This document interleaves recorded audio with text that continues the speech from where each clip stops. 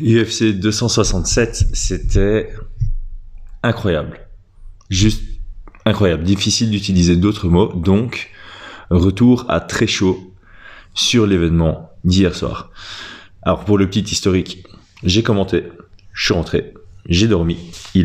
J'ai pas l'heure ici, 8h15 du matin. J'ai pas eu le temps de revoir le moindre combat. J'ai juste regardé Benoît Saint-Denis, que je n'ai pas su regarder parce que j'étais en route vers les bureaux d'Eleven Sports. Comme ça, je peux donner mon avis dessus. Donc, on va juste revoir Benoît Saint-Denis et la main card. Parce que le combat de BSD, il y a un peu de, je vais pas dire controverse, mais il y a beaucoup de personnes qui s'expriment sur Internet, sur Twitter. Ça fait un peu le buzz. Alors, première chose, Benoît a montré un grand cœur. Ça, c'est clair et net. Les gens ne parlent pas spécialement de la performance ni de Elizeu Zaleski qui nous a... Enfin, si on parle en toute intégrité, qu'on met nos émotions de côté, il va faire un super beau combat. Il a démontré une énorme supériorité. Il a démontré qu'il faisait partie du top 20 clair et net de la division des welterweights. Il a tout le potentiel pour entrer dans le top 15. Et on verra ce qu'il en est. C'était un gros test pour Benoît. On le savait. Il prenait pas du tout un combat à la légère pour ses débuts à l'UFC. C'était probablement un remplissage de cartes, entre guillemets. Cependant, je pense qu'il avait prouvé au Brave qu'il méritait une chance à l'UFC. Il montre en tout cas qu'il a le mental pour. D'un point de vue compétence, on a vu un peu ses limites hier, mais je dis pas ça évidemment en manquant de respect. On a juste vu que Elizeu Zaleski dos Santos était un trop gros test pour lui en entrée à l'UFC. Je pense qu'il a clairement sa place. Il va certainement le prouver dans le futur, mais après un combat pareil, please, ne le faites pas combattre dans les 12 mois qui arrivent. Please. Il est encore jeune dans sa carrière, ça sert à rien de précipiter. Alors, ce serait hypocrite de dire oui, après un combat comme ça, il faut prendre plein de repos, alors qu'au final, le MMA, c'est prendre des KO, c'est prendre des grosses frappes, etc. Mais là, particulièrement, il y a effectivement eu beaucoup de dégâts. Je vais peut-être pas comparer ça à Qatar quand il a combattu contre Holloway, mais on se rapproche de cette catégorie-là. Et Qatar a vraiment fait le bon choix de s'écarter du sport pendant 1 an. Enfin, ne pas rentrer dans la cage pendant 1 an. Il a continué à s'entraîner, tout ce qui s'ensuit.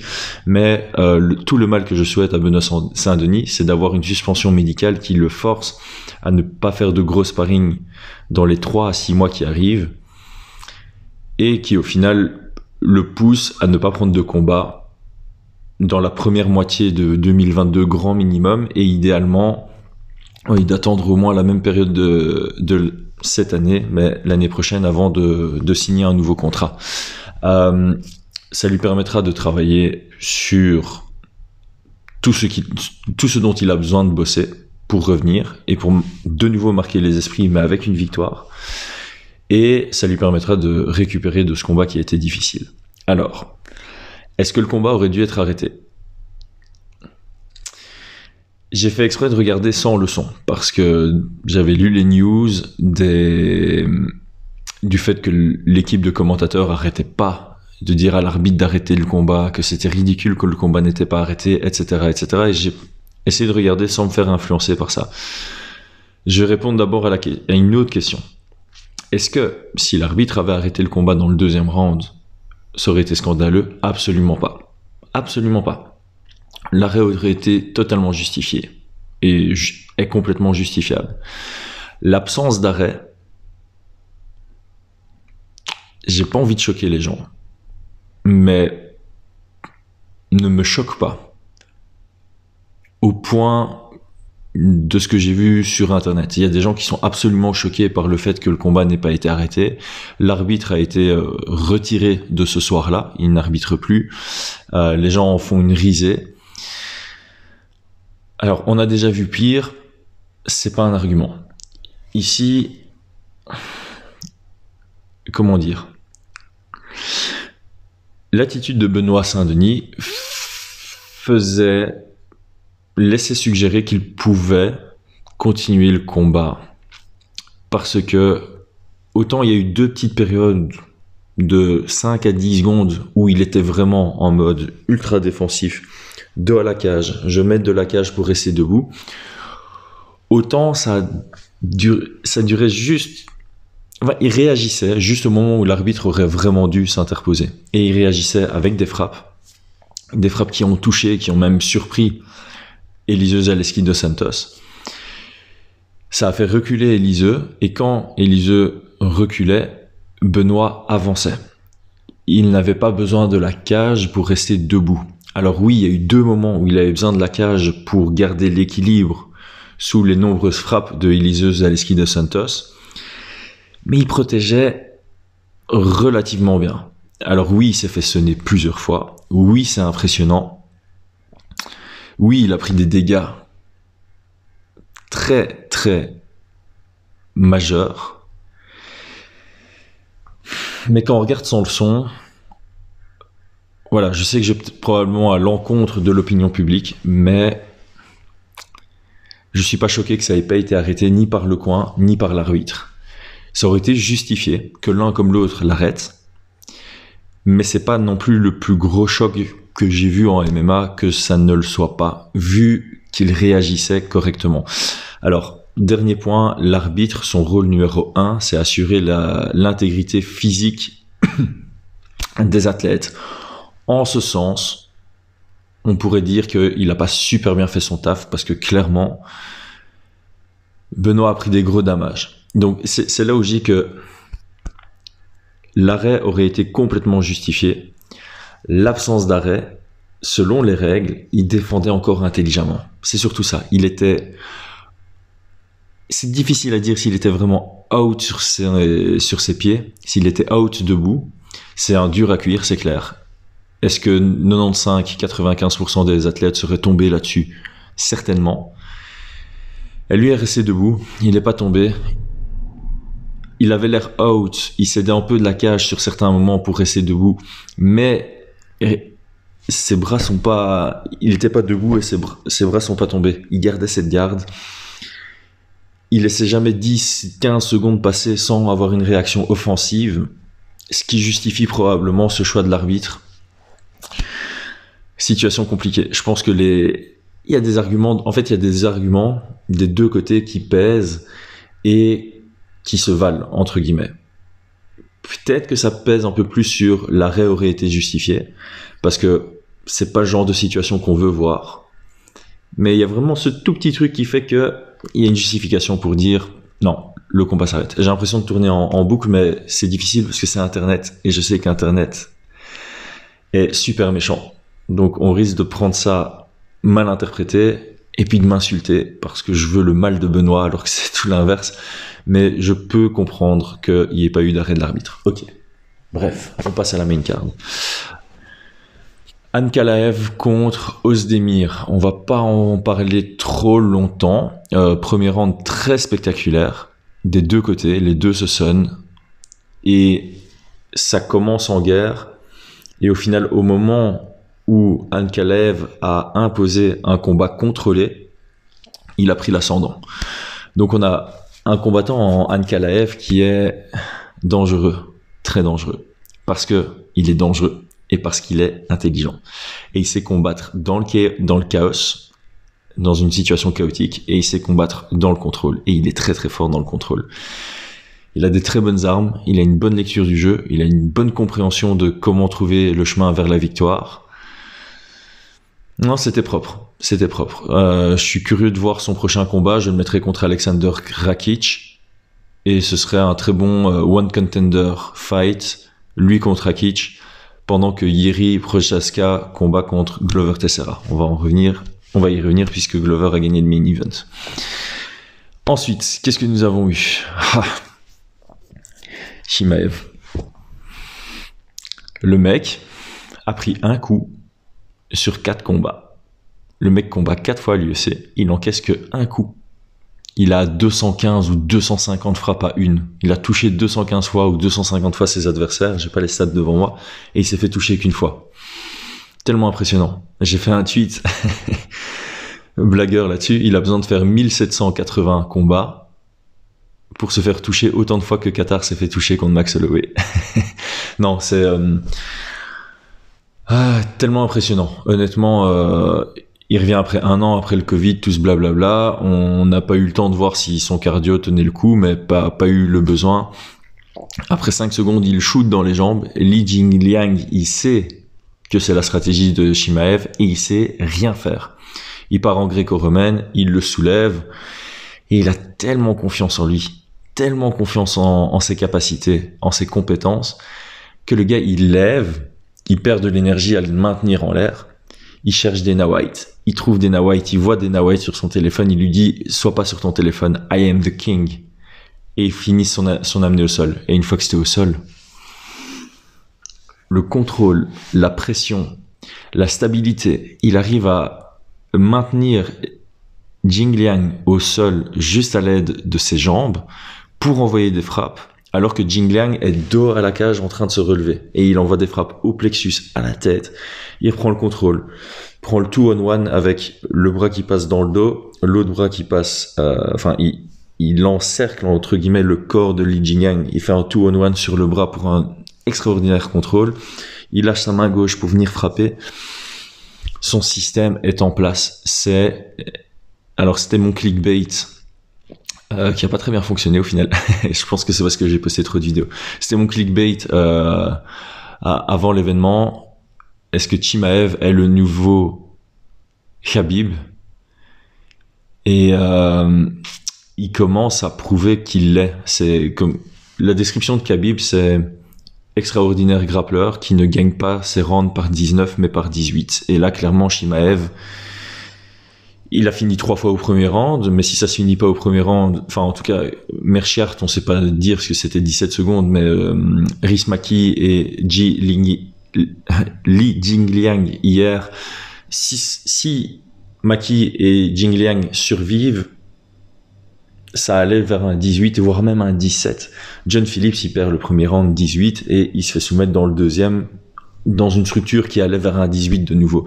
Donc clairement, Khamzat Chimaev remplit cette grosse définition qui est vraiment le truc le plus ressemblant à Khabib. C'est avec un style un peu similaire, excellente lutte, athlétisme au top, techniquement incroyable, pression étouffante au sol, et on combine à ça du peu qu'on a vu, un pied-point qui semble peut-être plus propre que celui de Khabib, une pression peut-être encore plus intéressante que celle de Khabib, il coupe mieux les angles, c'est pas quelqu'un qui va suivre, c'est quelqu'un qui va slider, et une vraie puissance, un knockout power, donc c'est effrayant. Alors, il n'a pas encore affronté le niveau de compétition que Khabib a au cours de sa carrière, donc c'est peut-être un manque de respect de faire la comparaison si tôt, mais faire ce qu'il a fait au numéro 11 de la division,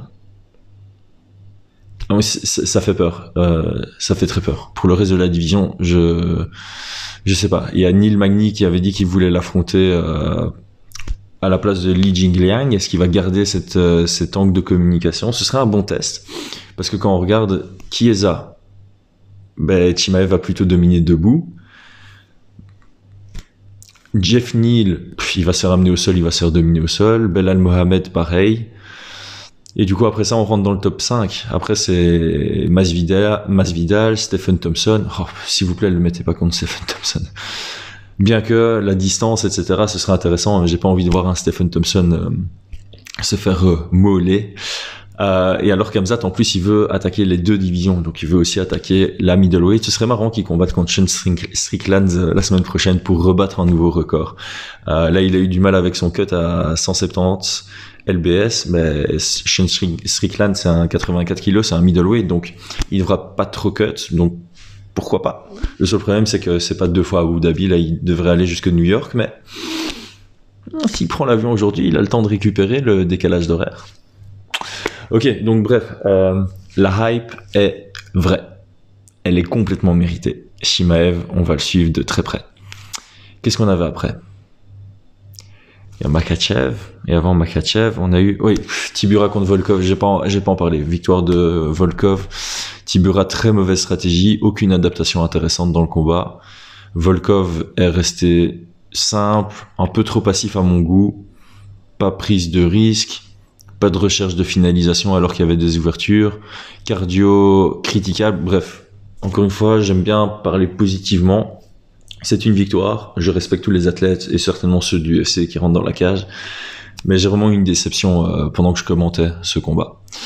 Alors, Makhachev contre Dan Hooker, la hype est vraie. Qui fait ça à Dan Hooker? Il a amené au sol très facile sur un low kick avec un excellent timing.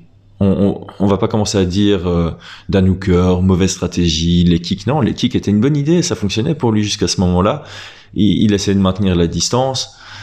C'est juste que le timing, la lecture du jeu a été parfaite du côté de Makhachev. Il lui faut pas une si grosse opportunité pour réussir une amenée au sol, mais là il a une grosse opportunité pour facilement amener Dan Hooker au sol. Il le fait. Grosse pression d'épaule pour commencer à partir de la demi-garde. Il avait un peu de mal à passer la demi-butterfly. Donc défensivement, on avait un Dan Hooker qui était dans, je vais dire, la survie, qui était là, pas pour se relever, pas pour recomposer la garde, mais pour empêcher Makhachev d'améliorer sa position. Et ça, c'est un truc qu'on fait beaucoup chez les Red Kings. À l'époque, on faisait cette erreur de travailler, de donner des entraînements où on faisait des ateliers, donc on définissait des ateliers lutte, et l'objectif des deux athlètes qui luttaient était d'améliorer leur position. Mais ça reflète pas toujours la réalité, c'est-à-dire qu'en combat de MMA, souvent, dans la majorité des cas, les deux athlètes vont chercher à améliorer leur position. Si tu es dans la garde, tu vas chercher à passer la garde. Si tu es celui en dessous dans la garde, tu vas chercher à te relever, tu vas chercher à suivre, tu vas chercher à soumettre. Si t'es en monte, tu vas chercher à finaliser ou tu vas chercher à prendre le dos pour étrangler. Et si t'es pris en monte, tu vas chercher à recomposer une demi-garde, à sweep, à sortir de là. Mais c'est un problème. Quand tu travailles que dans une dynamique où les deux cherchent à améliorer leur position et qu'un jour tu te retrouves dans un combat où l'adversaire bloque le jeu, tu es sans solution. Et ici, Makhachev était dans une situation où il était en demi-garde face à quelqu'un qui cherchait pas à sortir de la demi-garde. Il était juste face à quelqu'un qui essayait de l'empêcher d'améliorer sa position. Et savoir améliorer sa position face à quelqu'un qui est uniquement concentré sur le fait de t'en empêcher, ça prouve un gros niveau. Un excellent niveau. Et la stratégie qu'il a utilisée, c'est la classique Daniel Cormier. Daniel Cormier l'a utilisée à maintes reprises contre Rumble Johnson. Je l'ai dit pendant le broadcast. Il est en demi-garde, il menace la Kimura. Au moment où le gars est concentré sur défendre la Kimura, il passe la garde. Daniel Cormier utilisait ça et puis il lâchait la Kimura. Et là, le génie de Makhachev, c'est il menace la Kimura pour passer vers le side. Donc, Dan Hooker, il est concentré sur défendre la Kimura. À ce moment-là, Makhachev passe en side control. À ce moment-là, Dan Hooker se dit je vais recomposer. Et à ce moment-là, Makhachev attaque officiellement la Kimura. Et il la finalise de manière spectaculaire, assez rapidement. Dan Hooker vient défendre avec la main derrière son dos. C'est une bonne adaptation. Il devait faire ça, plus essayer de maintenir sa tête au sol. Makhachev, trop technique. Trop technique, c'est, encore une fois, on a un Dan Hooker qui se concentre en un coup sur défendre à tout prix la Kimura. 20 secondes plus tard, il y a le tap-out verbal. Propre, vraiment, vraiment propre. À voir la suite, il call pour son title shot. J'ai pas trop aimé le manque d'intégrité peut-être là de Daniel Cormier qui, en tant que... Il rentre dans la cage, son rôle, c'est commentateur ou intervieweur. Et là, il va parler à son teammate. Alors, je comprends que c'est une position difficile, mais t'es pas dans un rôle de teammate. T'es dans un rôle d'intervieweur. Et je trouve que les questions qu'il a posées sont des questions qui allaient vraiment pour le marketing. Il essayait de marketer le title shot immédiat en descendant un peu Michael Chandler et Justin Gaethje, encore pire sur Twitter après. J'adore Daniel Cormier de base, mais là, il y a eu un petit manque d'intégrité que je peux comprendre. C'est ton teammate, t'as envie de le voir monter, etc., etc., mais t'as signé un contrat en tant que commentateur, tu dois rester dans ce rôle à tout prix. Bref, ça c'est un autre débat. Est-ce que Islam Makhachev mérite le title shot? Oui.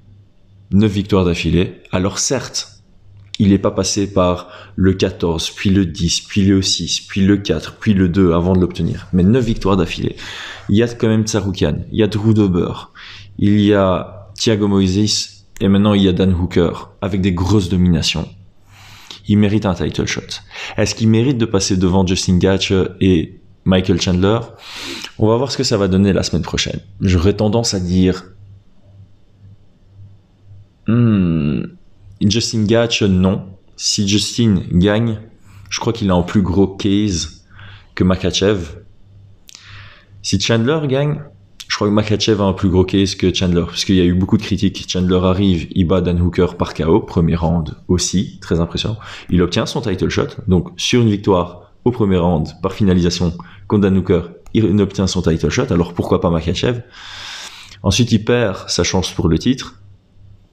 Et donc là, une victoire contre Gaethje, alors quiconque bat Gaethje mériterait un title shot, oui, mais est-ce que c'est un plus gros argument que Makhachev? Je ne pense pas. Ok, on va faire une petite pub, je vais vérifier que la vidéo tourne encore, parce que mon GSM, il n'y a plus beaucoup de place. On est de retour.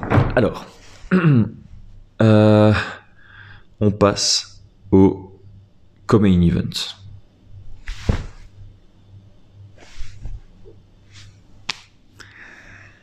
Que dire? C'était simplement extraordinaire. Un Fight of the Year contender. Clairement, les deux derniers combats de Cory Sandhagen sont des Fight of the Year contenders. Humainement, c'est difficile à voir pour Cory Sandhagen qui nous offre des combats extraordinaires, qui est ultra méritant. Contre TJ Dillashaw, on a l'argument qu'il gagne, ça dépend des juges sur le coin de la cage. Et ici, contre Petr Yan, il perd, c'est clair et net. Petr Yan gagne, lui perd. Mais ça se joue à des détails. Alors, on va commencer par la décision. La décision, je suis un peu choqué du 49-46. Moi, je m'attendais à 48. Pour moi, c'est assez clair. 1-2, Sandhagen. 3-4-5, Petr Yan. C'était compétitif, mais chaque round est clair. Je suis assez surpris que les 3 juges aient vraisemblablement donné le deuxième à Petr Yan. Mais ça change rien au final. Il a gagné. Il allait gagner. Peu importe ce qu'on donnait au deuxième. Alors, pour résumer le combat. Je fais de tête, parce que moi j'ai commenté en même temps, j'ai pas revu une deuxième fois, j'ai trop envie de le revoir une deuxième fois. On commence avec un Sandhagen, comme d'habitude, gros volume de jeu, énorme variété de jeu dès le début. De l'anglaise, des kicks, des genoux sautés, des feintes, des single attaques, des combinaisons. On attaque sur les 3 niveaux, la tête, le corps, les jambes. On mixe avec de la lutte dès le premier round. On a des déplacements incroyables. Défensivement, et de temps en temps, il met la pression lui-même. Il change d'angle. Il change de garde. Il utilise ses feintes pour créer des ouvertures. Il y a tout. Il y a tout. It doesn't get any better than this. On ne peut pas obtenir mieux comme qualité de combat. De l'autre côté, on a un Petr Yan qui, au début, est venu pour mettre la pression. Et ça, c'est toute la qualité de Petr Yan. Il a une expérience d'un mec qui a 100 combats en cage, j'ai l'impression. Il arrive avec son game plan de mettre la pression. Il se rend compte que ça va être compliqué. On a un Sandhagen précis, qui a une vraie gestion de son allonge, qui est rapide, qui envoie des frappes légères. Et ça aussi, variété de sa cadence, variété dans la puissance des envois. De temps en temps, il envoie pour toucher, pour créer une ouverture, pour envoyer fort. Donc on a un Sandhagen très efficace en début de combat. Petr Yan, je pense, décide de se mettre un peu en mode plus défensif. Ok, je vais fatiguer ce gars, je vais attendre que son volume diminue, je vais attendre que son efficacité diminue avec la fatigue. Je vais juste rester un tant soit peu actif quand même, pour le garder sur sa garde quand même, et pour pas être totalement inactif. Si Petr Yan se dit, ok, tu sais quoi, hop, je vais perdre le premier round, tant pis, je fais que défendre, ben, Sandhagen va imposer trop facilement son jeu. Le fait qu'il continuait à de temps en temps envoyer des attaques dangereuses avec puissance, ça gardait quand même Sandhagen sur une logique de ok, je dois trouver mes ouvertures, mais je dois rester focus parce qu'à tout moment, ce gars peut me mettre une droite qui va m'envoyer au tapis. Et donc là, c'est toute la gestion du combat de Petr Yan. Il a gardé ce premier round relativement compétitif, même s'il le perd clairement. Il a montré qu'il était dangereux dans toute situation. Et il était conscient qu'il allait pouvoir s'imposer de plus en plus dans le combat. D'ailleurs, à partir du deuxième round, c'est déjà plus compétitif. On voit un Petr Yan qui commence à capitaliser sur des low kicks très intéressants contre un plus grand que soi, très intéressant contre quelqu'un qui utilise beaucoup d'anglaises, principalement des jabs et des directs, parce que la jambe avant est disponible, et extrêmement intéressant contre un combattant à déplacement. Parce que jambe blessé, endommagé, réduit la mobilité, réduit la qualité des déplacements, réduit la vitesse des déplacements, fatigue dans les déplacements. Donc, stratégie très intéressante déployée par Petr Yan à partir du deuxième.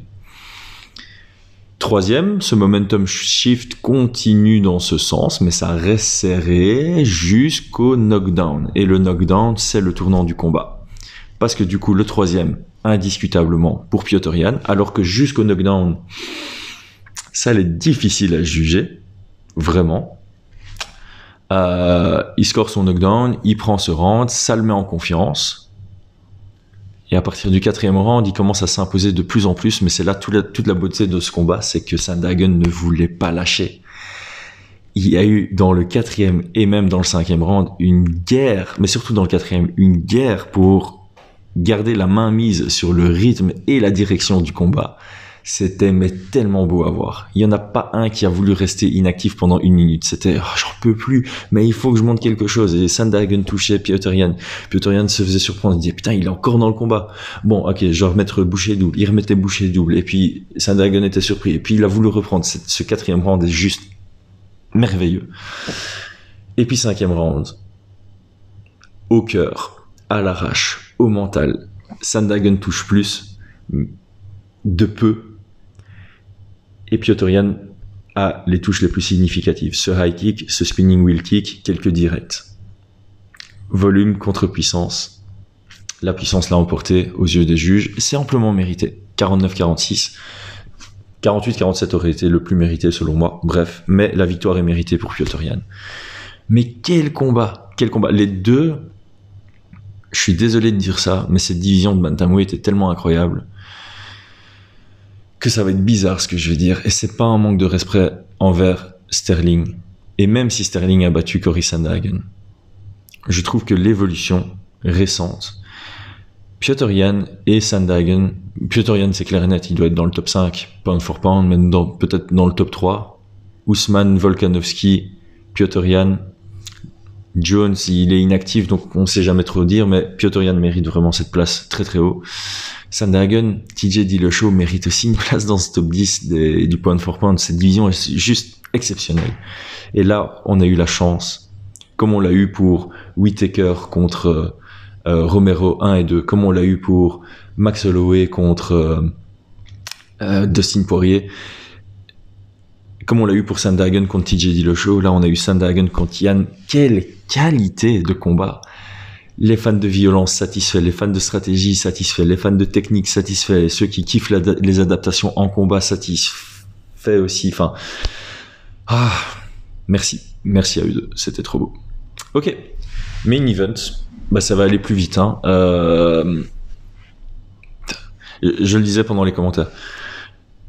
Jan Blachowicz arrive à l'UFC, 2 victoires, 4 défaites. Il est sur la limite de se faire éjecter de l'UFC.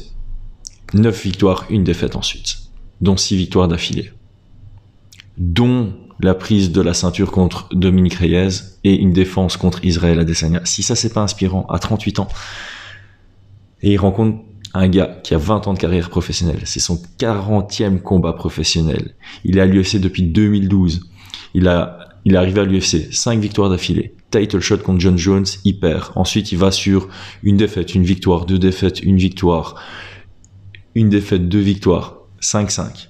Ensuite, 5 victoires d'affilée. Et des victoires compliquées où il se fait sonner. 42 ans, la semaine du combat. 42 ans. Et il devient champion. C'est super beau. C'est super beau. Alors, en termes de combat, on a un Jan Blachowicz qui ouvre avec des très beaux jabs. Des très très beaux jabs. Intelligence et expérience, c'est les deux mots qui caractérisaient ce combat, et ça a été démontré. Glover Teixeira, patient, cherche son ouverture pour casser la distance sur des blitz, il casse la distance, amené au sol. Jan Blachowicz te dit, ok, tu sais quoi, premier round, il est pour toi, je le perds, je te laisse pas d'opportunité, je bloque le jeu. Malgré qu'il bloque le jeu, on a un Glover Teixeira qui essaye de venir slice avec son coude, il y arrive pas. Il essaye le can opener plus d'une fois, ça ouvre la garde, mais il n'arrive pas à la passer. Donc, on voit un Glover Teixeira meilleur au sol, mais un Jan avec du répondant en mode survie, en mode comme pour Dan Hooker. Je ne prends pas de risque, je conserve. Deuxième round, ça s'ouvre un peu debout. Glover sonne Jan sur un crochet. Ça échange. Glover se fait légèrement toucher. Glover revient, snatch la single leg, amené au sol directement, et cette pression au sol. Ce passage vers la monte ultra rapide. Il a un style étouffant au sol, tellement étouffant. Jan Blachowicz donne son dos, il l'étrangle. Je crois que Blachowicz a compris, il allait pas s'en sortir. Tap out direct. Magnifique. Superbe. Superbe. Glover va devoir défendre contre Yeri à 42 ans. Encore une fois, j'en parlais avec le commentateur néerlandais hier.